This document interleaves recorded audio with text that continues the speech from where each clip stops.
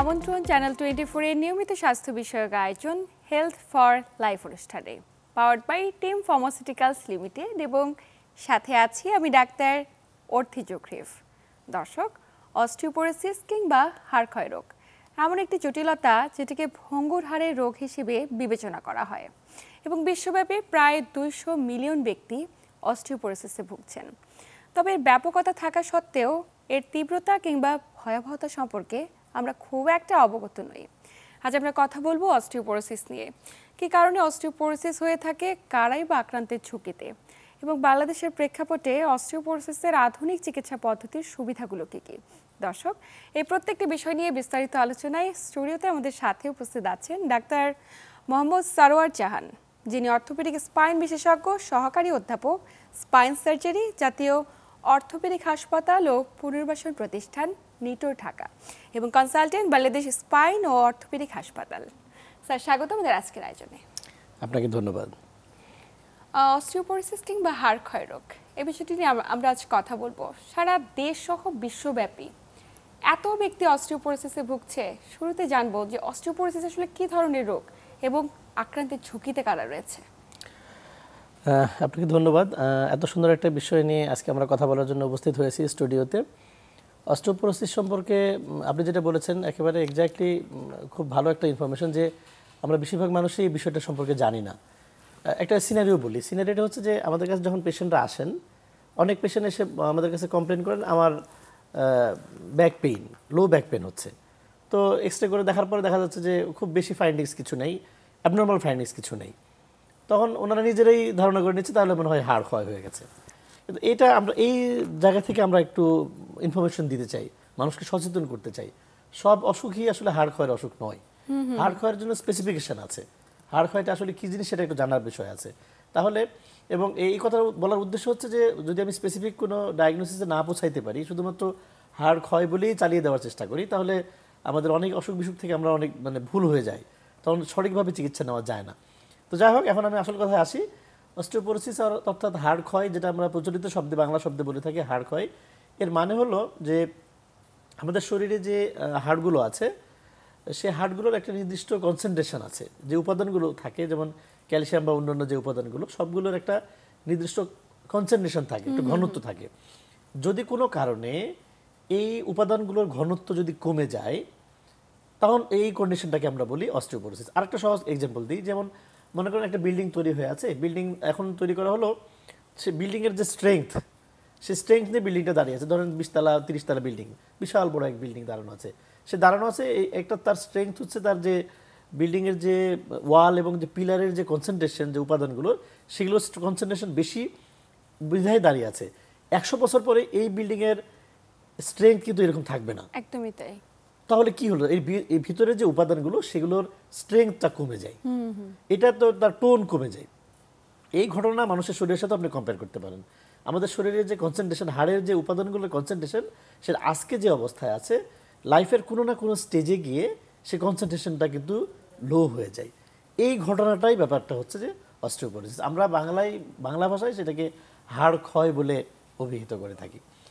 আমি নিশ্চয় ক্লিয়ার করতে পারছি? একদমই, খুব চমৎকারভাবে বুঝিয়ে বলেছেন। কিন্তু স্যার, এই যে এত ব্যক্তিরা আক্রান্ত হচ্ছে, মানে আসলে আক্রান্তের ঝুঁকিতে কারা? যে কোনো ব্যক্তি কি আক্রান্ত হতে পারে? হ্যাঁ, এটা একটা চমৎকার কোশ্চেন। আক্রান্ত হওয়ার তো কিছু ঝুঁকি আছেই, তবে এটা এজ ভেরিয়েশন আছে। আমরা প্রথমে যে বলার জন্য বললাম যে আমরা একটা নির্দিষ্ট বয়স পর্যন্ত আমাদের হাড়ের যে উপাদানগুলো আছে সেগুলো একটা নির্দিষ্ট কনসেন্ট্রেশন মেনটেন করে। একটা নির্দিষ্ট বয়সের পরে সেই কনসেন্ট্রেশনটা আস্তে আস্তে লুজ হওয়া শুরু করে। এই এজ পারফেক্ট এজ বলা হয় 25 to 35 পর্যন্ত। এই সময়টাতে হাড়ের কনসেন্ট্রেশন সবচেয়ে বেশি থাকে। আচ্ছা, এরপরে এটা আস্তে আস্তে লুজ হওয়া শুরু হয়। তবে এটার ভেরিয়েশন আছে। আপনি রিস্ক ফ্যাক্টরের কথা জিজ্ঞেস করছেন, যে রিস্ক ফ্যাক্টর মানে তারা ঝুঁকিতে কারা বেশি। 1 নম্বর ঝুঁকিতেই হচ্ছে যারা বয়স্ক মানুষ, যারা 50 ঊর্ধ্ব অথবা 60 ঊর্ধ্ব অথবা 70 ঊর্ধ্ব মানুষ যারা আছেন, তাদের এই রিস্কটা অনেক বেশি। তাদের আরেকটা সহজ করে বলি, রিস্ক বেশি কেন, যে আমাদের হাড়ের যে উপাদানগুলো আছে সেগুলো কন্টিনিউয়াসলি কিছু হাড় তৈরি হয় এবং কিছু হাড় ক্ষয় হয়ে যায়। আমরা অস্টিওব্লাস্টিক এবং অস্টিওক্লাস্টিক অ্যাক্টিভিটির কথা বলি, এগুলো কন্টিনিউয়াস একটা প্রসেস।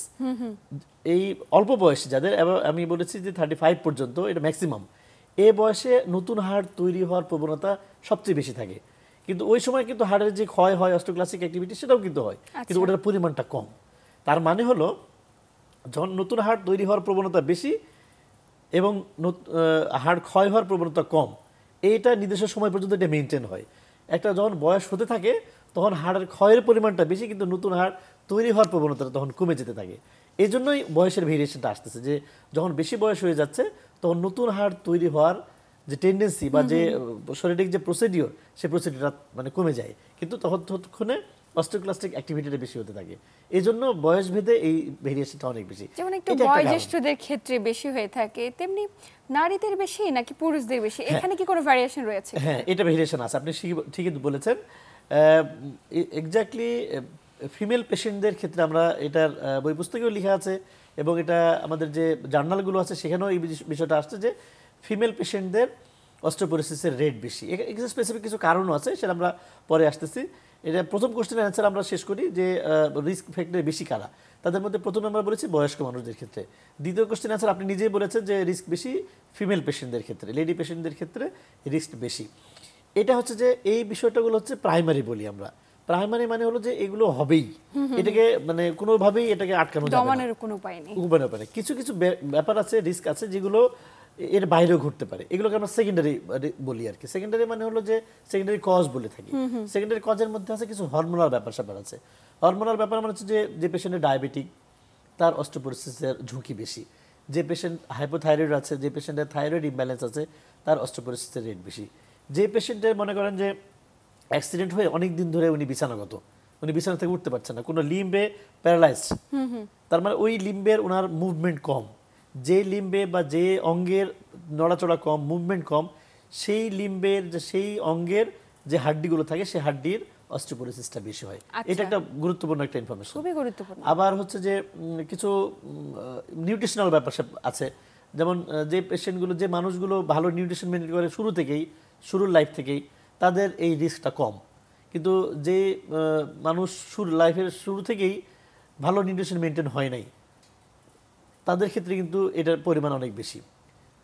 আর একটা রিস্ক ফ্যাক্টরের মধ্যে আছে যে শারীরিক যে পরিশ্রম, সে একটা গুরুত্বপূর্ণ ব্যাপার। অনেক মানুষ আছে এখনকার যে লাইফস্টাইল, সেই লাইফস্টাইলটা খুব গুরুত্বপূর্ণ একটা ব্যাপার, যে আমরা যে কাজগুলো ডেইলি লাইফে করতেছি, এখন তো কর্পোরেট জবে বেশিরভাগ মানুষকে কিন্তু বসে থেকে কাজ করতে হয়, কায়িক পরিশ্রমটা কম, কিন্তু বাইরের মুভমেন্টটা কম। বেশিরভাগ ক্ষেত্রেই কম্পিউটার সামনে বসেই সারাদিন পার হয়ে যাচ্ছে, ঘন্টার পর ঘন্টা পার হয়ে যাচ্ছে। তার মানে হলো তার শরীরে যে হাড্ডিগুলো আছে সেগুলোর মুভমেন্ট কম হচ্ছে, লিম্বগুলো আছে যেগুলোর মুভমেন্ট কম হচ্ছে, আমাদের হাড়ের যে ন্যাচারাল যে টার্নওভার হওয়ার কথা সেটা কমে যাচ্ছে। এই সমস্ত পেশেন্টরা যারা সেডেন্টারি লাইফ লিড করতেছেন, তাদের ক্ষেত্রে অস্টিওপোরোসিসের ঝুঁকিটা বেশি হচ্ছে। রাদার যে যারা কায়িক পরিশ্রম বেশি করেন, যারা মুভমেন্টের উপর বেশি থাকেন, যাদের পরিশ্রম বেশি করতে হয়, তাদের ক্ষেত্রে কিন্তু এই রিস্কটা তুলনামূলক কম। নিশ্চয়ই স্যার। পাশাপাশি আরো একটি প্রশ্ন করতে চাই, যেহেতু নারীরা আক্রান্তের ঝুঁকিতে বেশি, পোস্ট ম্যানোপজাল মা যারা রয়েছেন, তাদের ক্ষেত্রে অনেক সময় দেখা যায় দৈনন্দিন প্র্যাকটিসে আপনারাও নিশ্চয়ই পেয়ে থাকেন যে তারা কমপ্লেইন করতে থাকে যে হাড় ক্ষয় হয়েছে, অস্টিওপোরোসিস হয়েছে, কিংবা তীব্র হাড় ব্যথা, হাঁটু ব্যথা। কেন পোস্ট ম্যানোপজাল মায়েদের ক্ষেত্রে এগুলো বাড়ছে? না, এটা বাড়ছে ব্যাপারটা এরকম না। এটা এটা এটা প্রাইমারি কজ, প্রাইমারি আমরা বলি। প্রাইমারি মানে হচ্ছে এটা হবেই, এটা একটা হরমোনাল ব্যাপার। আমাদের ফিমেল পেশেন্টদের শরীরে স্পেসিফিক কিছু হরমোন আছে যেটা মেল পেশেন্টদের নাই। ইস্ট্রোজেনের কথা আমরা বলি, এটা সাধারণত মেনোপজের পরে সাধারণত এই ইস্ট্রোজেন শরীর থেকে বিলীন হতে থাকে। আচ্ছা, যে মানে এই বিষয়টাই হরমোনের তারতম্যের কারণে শুধুমাত্র ফিমেল পেশেন্টদের অস্টিওপোরোসিস পোস্ট ম্যানোপজাল মায়েদের বাড়তে থাকে সময়ের পরে। স্যার, একটু জানতে চাই যে ঠুনকো আঘাতেই তো আমরা সবসময় শুনে থাকি যে অস্টিওপোরোসিসের রোগীদের ক্ষেত্রে ঠুনকো আঘাতে ভেঙে গিয়েছে হাড়, সিঁড়ি থেকে নামতে গেল হঠাৎ করে হাড়টি ভেঙে গেছে। তো কেন আঘাত পেয়ে ভেঙে যাওয়ার মতো কন্ডিশনে একজন রোগী ডায়াগনোসিস হচ্ছে, মানে শুরুতে বোঝার কি কোনো উপসর্গ রয়েছে কিনা? হ্যাঁ, তার মানে আপনি জানতে চাচ্ছেন আসলে উপসর্গগুলো বিষয়টা, তাই তো? ধন্যবাদ আপনাকে। উপসর্গটা হচ্ছে যে বেশিরভাগ পেশেন্টেরই, অস্টিওপোরোসিস পেশেন্টেরই উপসর্গ আসলে থাকে না। মানে পেশেন্টরা জানেই না যে তার অস্টিওপোরোসিস আছে, হোয়াট এভার দ্য এজ, বয়স যাই হোক না কেন, তারা তাদের অসুখটা শুধুমাত্র ব্যথা হিসেবেই তারা চিহ্নিত করেন। তাদের যে হাড়ের যে উপাদানের কনসেন্ট্রেশন কমে যাচ্ছে, এই বিষয়টা তারা ওয়াকিবহাল হন না, বুঝেন না।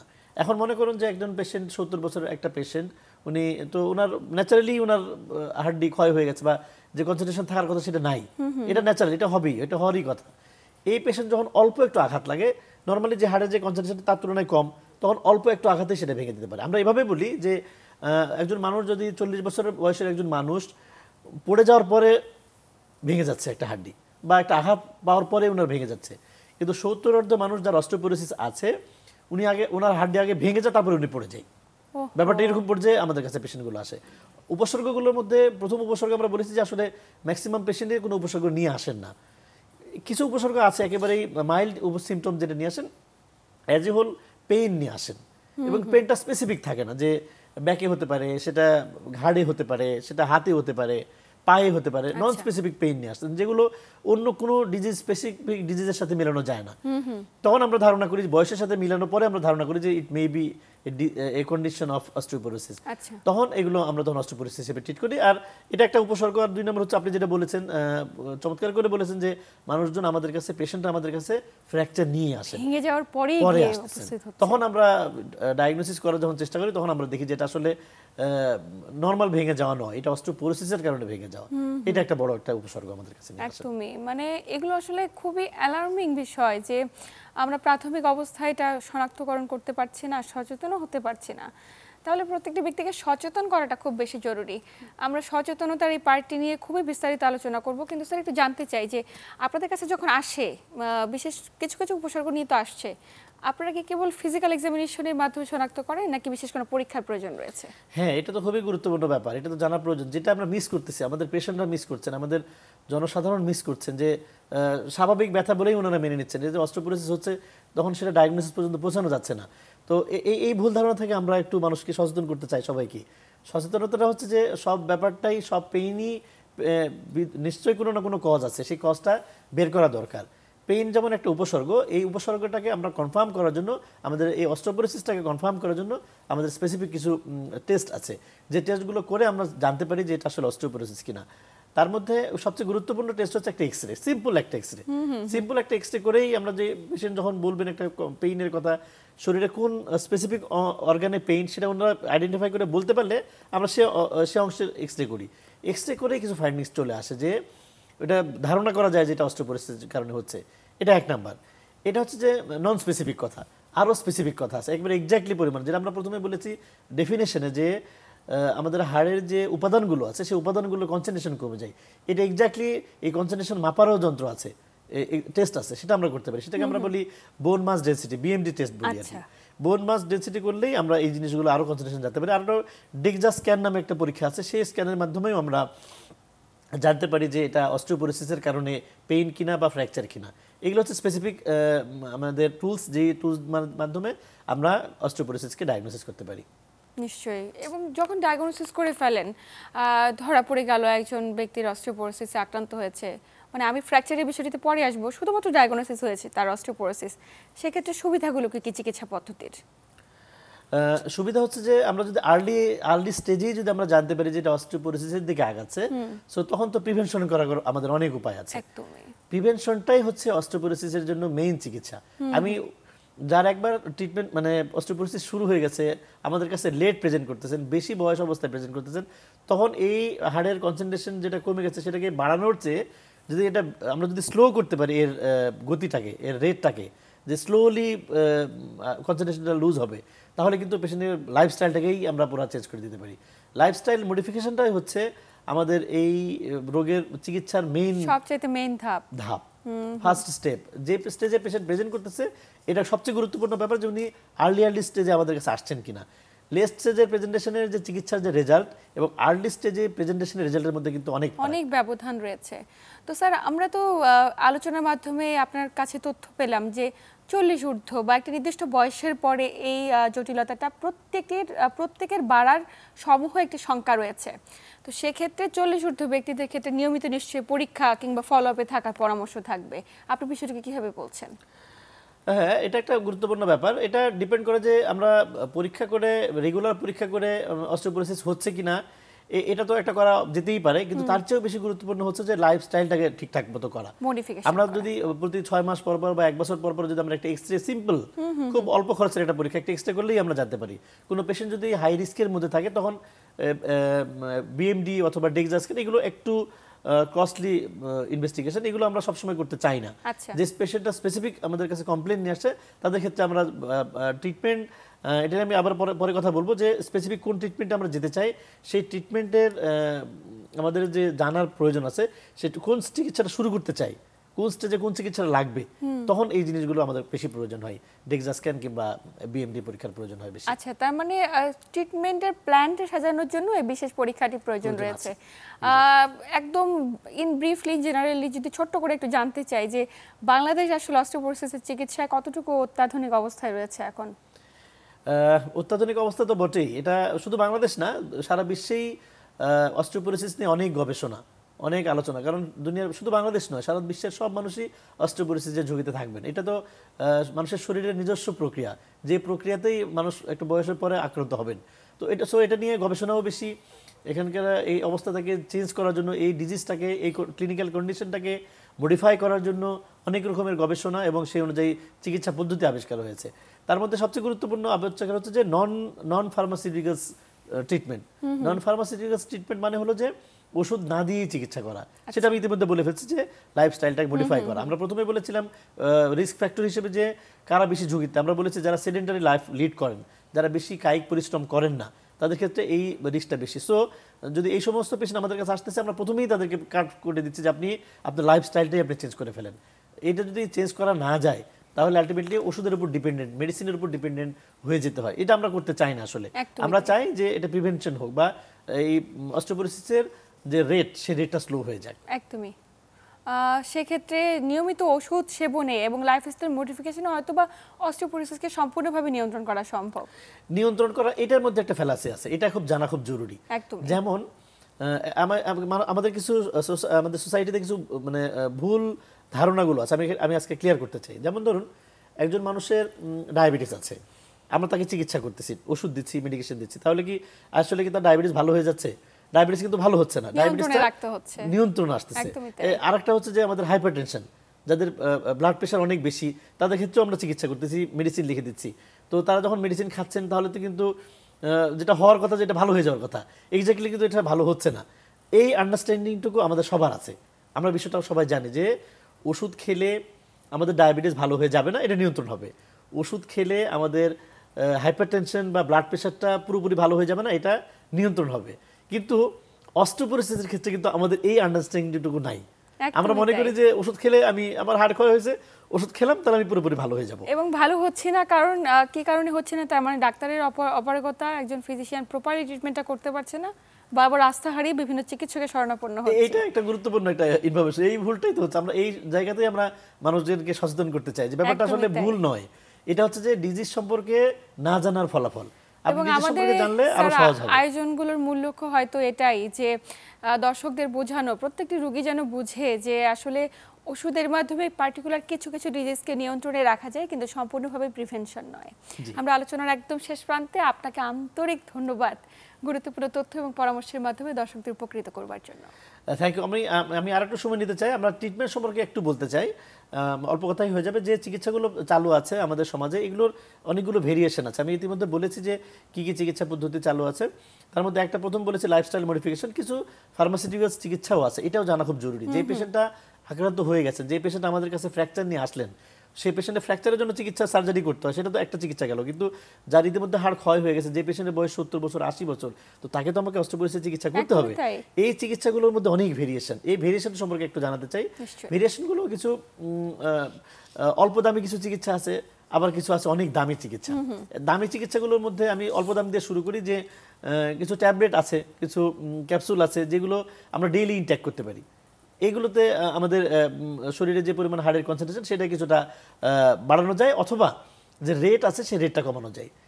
আর এর চেয়ে যেটা সবচেয়ে দামি চিকিৎসা, যেটা সবচেয়ে আধুনিকতম চিকিৎসা আমরা বলি, টেরিপ্যারাটাইড দিয়ে করতে হয়। এটা হচ্ছে যে আমাদের দুই রকমের ঘটনা। যে একটা আমরা প্রথমে বলেছিলাম যে নতুন করে হাড় তৈরি হওয়ার প্রবণতা বাড়ানো, আর একটা হচ্ছে হাড়ের ক্ষয়টা কমানো। আচ্ছা। তো হাড়ের ক্ষয় কমানোর জন্য যত চিকিৎসা আছে সেগুলো হচ্ছে যে হাড়ের ক্ষয় কমানোর জন্য চিকিৎসা, যেমন আমি ট্যাবলেট ক্যালসিয়াম অ্যাড করে দিচ্ছি ডেইলি লাইফ। কোনো কোনো পেশেন্ট তো আমাদেরকে জিজ্ঞেস করা ছাড়াই ওটিসি হিসেবে ফার্মেসি থেকে কিনে খাওয়া শুরু করে দিচ্ছেন। এটা একটা ভালো চিকিৎসা পদ্ধতি হতে পারে, কিন্তু এটা দিয়ে কিন্তু ওনার হাড়ের যে ক্ষয় যতটুকু হচ্ছে সেটা কিছুটা পূরণ করা যায় বা স্লো করা যায়, কিন্তু নতুন হাড় তৈরি করা যাবে কিনা এটা চিকিৎসা কিন্তু সেটা নয়। এটা হচ্ছে লেটেস্ট টেকনোলজির চিকিৎসা, টেরিপ্যারেন্ট যেটা বলি।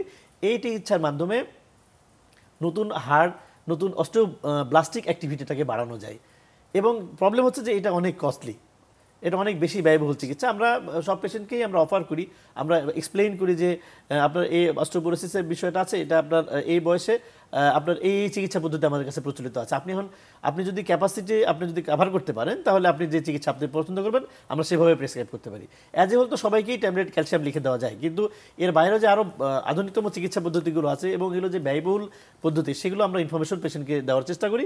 এবং যারা ভালো বেশি প্রোভাইড করতে পারেন তারা সবচেয়ে দামি চিকিৎসাটা লেটেস্ট টেকনোলজির চিকিৎসাটা ওনারা গ্রহণ করেন। আর যারা একটু ক্যাপাসিটি কম তারা হয়তো অনেক সময় ওনারা এটা কভার করতে পারেন না, তখন আমরা অন্যান্য যে অস্টিওক্লাস্টিক অ্যাক্টিভিটি কমানোর যে চিকিৎসা সেগুলো তখন আমরা প্রোভাইড করি। নিশ্চয়, মানে বিভিন্ন ধরনের চিকিৎসা পদ্ধতি রয়েছে, এটা ভ্যারি করবে কি আসলে কতটুকু অ্যাকসেপ্ট করতে চায় এবং এটা তার ক্যাপাসিটির উপর ডিপেন্ড করতে অনেক কিছু। একদমই তাই। সেক্ষেত্রে আপনারাই শনাক্তকরণ করে থাকেন যে কাদের ক্ষেত্রে কোনটি দেওয়া প্রয়োজন, এবং আমরা অফার করি। শুধু তাই নয়, এটা অফার করতে হয় কারণ আমি একজন পেশেন্টের তার অনেক দামি চিকিৎসা ক্যারি করার মতো উনি ক্যাপাসিটেড নন, কিন্তু আমি তাকে সবচেয়ে দামি চিকিৎসাটা দিয়ে দিলাম, তাহলে উনি এটা তো নিতে পারবেন না। মানে সেক্ষেত্রে রোগী শনাক্তকরণের ক্ষেত্রে বা চিকিৎসা পদ্ধতি দেবার ক্ষেত্রে ওই অফারটা করা বা কাউন্সেলিং করাটা খুব বেশি জরুরি এবং আমরা সেটা কথা বলেই তাদেরকে এটা দিয়ে থাকি আর কি। একদমই তাই স্যার, আপনাকে আন্তরিক ধন্যবাদ। আমরা আলোচনার একদম শেষ প্রান্তে।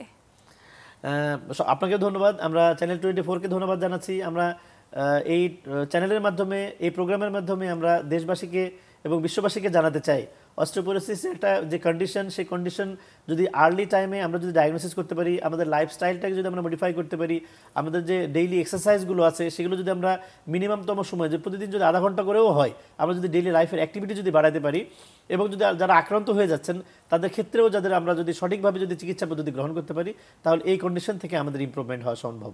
ধন্যবাদ সবাইকে।